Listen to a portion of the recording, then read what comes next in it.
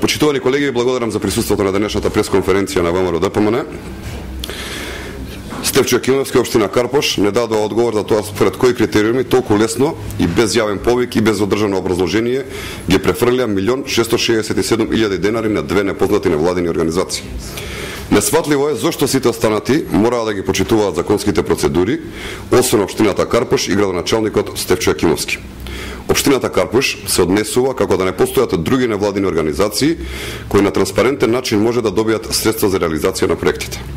Стефчо Јакимовски постапува како да се работи за 100 денари, а не за милионски суми на пари. Овде постои основан сомнеш дека се работи за класичен случај на перење пари.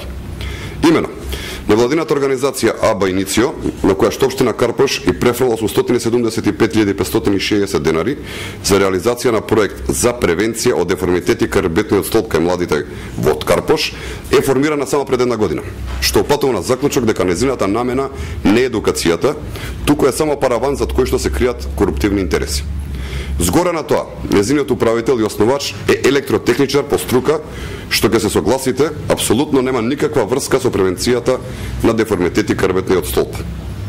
Со вториот проект, кој што предвидува истражување на ставот на граѓаните во однос на чистата и здрава природна околина, се планира учениците, односно децата од основните училишта во Карпош да прават анкети на граѓаните, што е противзаконски и е класична злоупотреба на децата.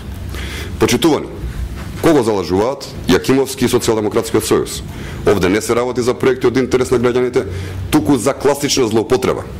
Граѓаните ги плаќаат советниците, градоначалникот Јакимовски, а пак овие преку одлуките на советот ги префрлаат парите на сумнителни коруптивни проекти. Стефчо Јакимовски и мнозинството на советниците на СДСМ, кои гласаа за овие проекти, треба да понесат морална, законска и политичка одговорност. Очигледно долговите на Социјалдемократскиот сојуз од изборната кампања се преголеми. Со ваквиот начин на работење, СДСМ останува истата партија на транзицијските политичари.